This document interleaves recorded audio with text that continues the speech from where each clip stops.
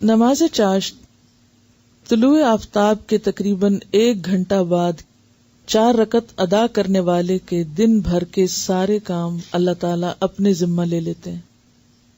ٹھیک ہے. نماز چاشت کا وقت کب ہوتا ہے؟ تقریباً 1 گھنٹہ بعد سورج نکلنے کے. لیکن اس کا یہ مطلب نہیں کہ 1 گھنٹہ بعد شروع ہوتا ہے اور اسی وقت ختم ہو جاتا ہے. یہ پھر آگے چلتا رہتا ہے جب تک زوال نہ ہو جائے. یہی صلاۃ الضحیٰ ہے. ضحیٰ کا مطلب ہوتا ہے نا سورج کا چمک اٹھنا. ایک ہوتی ہے اشراق، سورج نکلنے کے تقریباً 15 منٹ بعد، اور اس کا کیا ثواب؟ پورے حج اور عمرے کا، کہ اگر کوئی شخص فجر کی نماز کے بعد مصلی پر ہی بیٹھا رہے، ذکر اذکار کرتا رہے، اور پھر تقریباً سورج نکلنے کے 15 منٹ بعد 2 رکعت نماز پڑھ لے، تو اس نماز کا اجر و ثواب پورے حج اور عمرے کا ہے. صحیح مسلم کی روایت میں ہے، طلوع آفتاب کے تقریباً 2.5 گھنٹے بعد جو نفل ادا کیے جاتے ہیں انہیں نماز اوابین کہتے ہیں. ٹھیک ہے. بالکل قریب میں پڑھیں تو اشراق بول دیتے ہیں، ذرا گھنٹے بعد پڑھیں تو چاشت بولتے ہیں، ضحیٰ جس کو بولتے ہیں، اور 2.5 گھنٹے بعد پڑھیں تو اوابین. اصل میں یہ اشراق چاشت ایک ہی ہے، اگر ذرا پہلے پڑھ لیں تو اشراق ہے، تھوڑا دیر سے کریں تو چاشت ہے. ٹھیک ہے. اصل میں صبح کی نماز ہی ہے، ایک طرح سے سورج طلوع ہونے کے بعد کی نماز ہے بیسیکلی. ذرا دھوپ بلند ہو جائے تو وہ ضحیٰ ہو گیا. سورج نکلنے کے تھوڑی دیر بعد یعنی 15 منٹ کے اندر پڑھیں تو اشراق کہلائے گی. ذرا تھوڑی تاخیر کرے اور دھوپ خوب چمک اٹھے تو ضحیٰ کہلائے گی. لیکن بیسیکلی ایک ہی نماز ہے، تھوڑا وقت کے آگے پیچھے ہونے سے نام بدل جاتا ہے.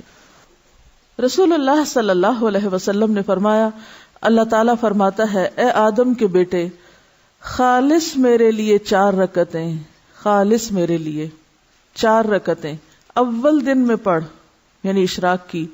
میں تجھ کو اس دن کی شام تک کفایت کروں گا، تیرے سارے کام ہو جائیں گے. اب آپ دیکھیے کہ یہ جو 4 رکعتیں ہیں، ان میں جو خصوصیت کے ساتھ اجر کے لیے شرط رکھی گئی وہ کیا؟ خالص میرے لیے. اچھا، عام طور پہ ہم نفل پڑھتے ہیں تو کس طرح پڑھتے ہیں؟ جیسے اس روز مجھ سے کسی نے پوچھا، جب میں تہجد کی نماز کے بارے میں بتا رہی تھی، کہ کیا خیال ہے اگر اس روز یعنی تہجد کے وقت 2 رکعت تحیۃ الوضو کے پڑھ لیے جائیں، 2 حاجت کے پڑھ لیے جائیں، 2 استخارے کے پڑھ لیے جائیں، 2 فلاں کے پڑھ لیے جائیں.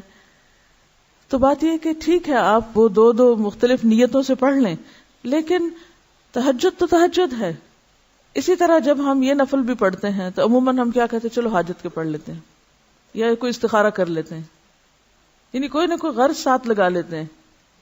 برائی کچھ نہیں ہے اس میں، آپ لگا سکتے ہیں غرض، لیکن کوئی عبادت تو ایسی بھی ہو جو کسی غرض کے بغیر ہو، یا نہیں؟ ہاں، اپنی ساری غرضیں اللہ کے سپرد کر دینا اور خالص اس کے ہو جائیں، پھر وہ آپ کی ہر چیز کے لیے کافی ہو جائے گا. اصل میں ہمارا ذہن یہ ہوتا ہے کہ جیسے مختلف چیزیں ہمارے ہاتھ میں ہیں نا، ہم یہ کر کے یہ کروائیں اللہ تعالیٰ سے، یہ پڑھ کے یہ کروائیں، اس چیز سے یہ مسئلہ حل کرائیں. لیکن وہ جو ایک مکمل بھروسے کی کیفیت ہے، ایک توکل اور یقین اور ہر غرض سے اوپر اٹھ کے خالص اس کا ہو جانا، اس کا لطف ہی کچھ اور ہے. سمجھے کیا؟ کہ میں یہ صرف اللہ کے لیے اپنے آپ کو خالص کر کے پڑھ رہی ہوں، مجھے کوئی اس کے بدلے دکھاوا نہیں کرنا کہ میں دوسروں کی نظر میں اچھی ہو جاؤں، کہ لوگ سمجھے بہت نفل پڑھنے والا ہے. تو خالص کام اور ملاوٹ والا کام فرق ہے. معاذہ رضی اللہ عنہا نے حضرت عائشہ صدیقہ رضی اللہ عنہا سے دریافت کیا، رسول اللہ صلی اللہ علیہ وسلم نماز ضحیٰ کتنی رکعتیں پڑھتے تھے؟ وہ فرماتی ہیں 4 رکعتیں، اور جس قدر اللہ تعالیٰ چاہتا آپ اس سے زیادہ بھی پڑھتے.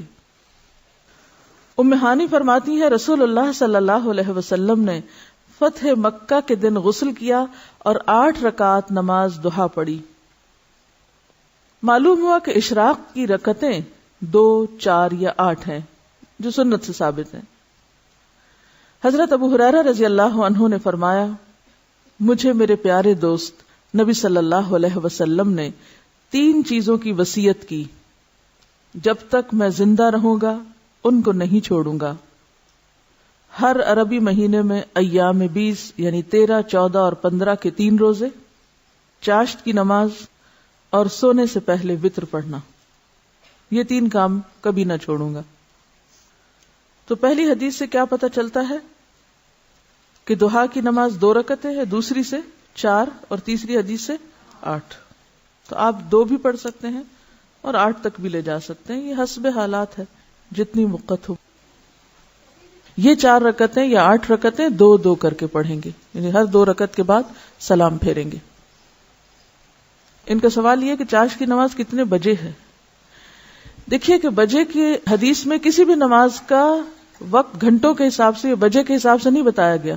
اس میں سورج غروب ہونے کے بعد, سورج طلوع ہونے کے بعد, سورج طلوع ہونے سے پہلے, زوال ہونے کے بعد, دن ڈھلنے کے وقت, اس طرح کے اوقات بتائے گئے ہیں تاکہ دنیا میں آپ کہیں بھی ہو تو سورج کے اتار چڑھاؤ سے, آسمان کی روشنی سے اپنا کیلنڈر اور اپنی گھڑی, یعنی آسمان پر سورج کا نکلنا اور غروب ہونا اور ڈھلنا اور اونچا نیچا ہونا, یہ ایک عالمی کلاک ہے. آسمان آپ کے لیے کیا ہے؟ کلاک, اور اس کی سوئی کیا ہے؟ سورج. ٹھیک ہے, تو ساری نمازیں اسی سے کسی نہ کسی طرح جڑی ہوئی ہیں, حتیٰ کہ عشاء کی نماز بھی جب روشنی ختم ہو جائے. ایک بات میں آپ کو پتہ کی بتا دوں دین پر عمل کرنے کے سلسلے میں, جس میں آپ کو بڑی سہولت ہو جائے گی. سمعنا وأطعنا, سورج نکلا ہے, ایک نیزے برابر ہوا ہے, پڑھ لو, بس پڑھ لی. 2, 4, 8 بس ٹھیک ہے. اگر بہت ڈیٹیلز میں جائیں گے, اب اگر اگلا سوال آپ کا یہ ہو کہ صورتیں اس میں کون سی پڑھیں, کتنی طویل ہو, سجدے کتنے ہوں, مشکل میں پڑھتے جائیں گے. سمپلی ایک بات سنیں اور اس کو جتنی سمجھ آتی وہ کر لیں, اور انشاءاللہ اس میں خیر ہوگی. پس جب آفتاب طلوع ہو کر ایک نیزے کے برابر بلند ہو جائے تو اس وقت نوافل کا پڑھنا نماز اشراق کہلاتا ہے, یعنی تقریباً 15 منٹ کے بعد. زید بن ارقم رضی اللہ عنہ سے مروی ہے, حدیث میں اس نماز کو صلاۃ الاوابین بھی کہا گیا ہے. اوابین کا لفظ اواب سے ہے. اواب کا کیا معنی ہوتا ہے؟ رجوع کرنے والا, بار بار پلٹنے والا. مغرب اور عشاء کے درمیان پڑھی جانے والی نماز کو جس روایت میں صلاۃ الاوابین کہا گیا ہے وہ مرسل ہے, یعنی ضعیف ہے. عام طور پر ہمارے ہاں کیا مشہور ہے, اوابین کی نماز مغرب کے بعد پڑھتے ہیں لوگ, جبکہ صحیح حدیث کے مطابق یہ نماز اشراق کی نماز ہے. اور یہ جو بار بار پلٹنے کی بات ہے نا, اب یہ ہے کہ جیسے تہجد کی نماز کے لیے اللہ کے حضور حاضر ہوئے, پھر فجر کی نماز کے لیے پھر پلٹے, تو پھر اشراق کی نماز کے لیے, تو یہ بار بار پلٹنا جو ہے یہی دراصل اواب ہونا ہے. حضرت ابو ذر رضی اللہ عنہ سے روایت ہے کہ رسول اللہ صلی اللہ علیہ وسلم نے فرمایا, ہر آدمی پر لازم ہے کہ اپنے جسم کے ہر بند کے بدلے, یعنی ہر جوڑ کے بدلے صدقہ خیرات کرے. بس ہر تسبیح صدقہ ہے, یعنی سبحان اللہ پڑھنا, ہر تحمید یعنی الحمدللہ کہنا صدقہ ہے, ہر تحلیل یعنی لا الہ الا اللہ کہنا صدقہ ہے, ہر تکبیر یعنی اللہ اکبر کہنا صدقہ ہے, امر بالمعروف صدقہ ہے, اور نہی عن المنکر بھی صدقہ ہے. اور ان سب چیزوں سے ضحیٰ کی 2 رکعتیں کفایت کرتی ہیں. یعنی اگر یہ باقی کام آپ نہ کر سکے کسی مجبوری سے, تو آپ یہ 2 رکعتیں پڑھ لیں تو گویا آپ نے اپنے دن کا صدقہ دے دیا. اور اگر کوئی شخص یہ 2 رکعتیں بھی پڑھے اور اس کے ساتھ ساتھ باقی کام بھی کرے تو لازمی طور پر وہ دوسروں سے آگے ہوگا. عام طور پر جب اس طرح کی حدیثیں ہم پڑھتے ہیں تو ہم سوچتے ہیں چلو ٹھیک ہے, باقی تو چھوڑو, چھٹی, یہ کر لیتے ہیں, یعنی شارٹ کٹ ڈھونڈ کے بس صرف ایک چھوٹا کام کرنے کے لیے تیار ہوتے ہیں. جبکہ صحابہ کرام کی عادت کیا تھی, وہ کیا کیا کرتے تھے؟ اس حدیث کو یاد کریں جس میں آپ صلی اللہ علیہ وسلم کے پاس لوگ آئے اور کہنے لگے, یا رسول اللہ, مالدار لوگ تو آگے نکل گئے, اور پھر انہوں نے کچھ تسبیحات سیکھی اور وہ ادا کرنے لگے. پھر ان مالدار لوگوں کو بھی پتہ چل گیا, انہوں نے یہ نہیں سوچا مالدار لوگوں نے کہ ٹھیک ہے ہم صدقہ خیرات کرتے ہیں تو اب ہمیں اور تسبیح پڑھنے کی یا کچھ اور کرنے کی کیا ضرورت ہے. وہ صدقہ خیرات کے ساتھ ساتھ تسبیح بھی کرنے لگ گئے. تو اس حدیث کا مطلب یہ نہیں ہے کہ ہم تسبیح چھوڑ دیں اور امر بالمعروف اور نہی عن المنکر چھوڑ دیں اور صرف یہ 2 رکعتیں پڑھ کے مطمئن ہو جائیں. یہ بات کہنے کا مطلب یہ ہے کہ ان 2 رکعتوں کا ادا کرنا اتنا اجر و ثواب کا باعث ہے کہ گویا ان ساری نیکیوں کو کر لینا ہے، لیکن وہ نیکیاں اپنی جگہ باقی ہیں، وہ الگ سے کریں گے تو وہ اصل شکل میں ہوگی. جیسے قل هو اللہ پڑھنا 1/3 قرآن کے برابر، اس کو لوگوں نے کیا سمجھا، اور کچھ نہ پڑھو، خالی قل هو اللہ ہی پڑھتے رہو، 3 دفعہ پڑھ لو پورے قرآن کا ثواب ہو جائے گا. اسی طرح حرم میں 1 نماز پڑھ لو، 1,00,000 نمازوں کا ثواب. لیکن وہ 1,00,000 نمازوں کا ثواب یہ تھوڑی ہوتا ہے کہ آپ کی 1,00,000 نمازیں بھی ادا ہو گئی. تو ہر کام اپنی جگہ کرنے سے ہوتا ہے. ہاں، یہ سمجھانے کے لیے ہوتا ہے کہ اس کام کا اجر و ثواب کتنا زیادہ ہے.